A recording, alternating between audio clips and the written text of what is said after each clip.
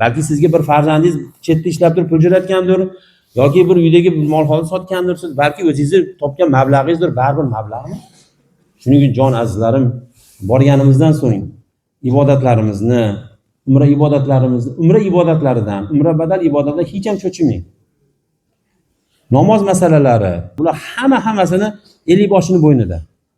Sizlarni to'liq qilgizib, shu ishlaringizni qilgizdiringlar. Duolarini o'qib, hamma bilan mukammal qilishga harakat qilamiz. Sababi nima bilasizmi? Ziyoratga chiqmasangiz, dengizga bormasangiz, qorningiz to'ymasa eli boshida bahs gunoh. Lekin umra ibodatini, umra badal ibodatlarini, namoz masalalarini o'rgatmasa, ana shularni to'liq qilgizmaydigan bo'lsa, ana bu qiyomatda javob beradi. Eli boshi qiyomatda javob beradi aniq.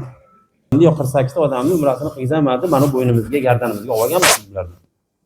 Ana endi biz borib shularni qilmasakchi, loqaydlik qilsak, mas'uliyatsizlik qiladigan bo'lsakchi, Alloh taoloning oldida bu dunyo ham javob beramiz, u dunyoda ham nima qilamiz?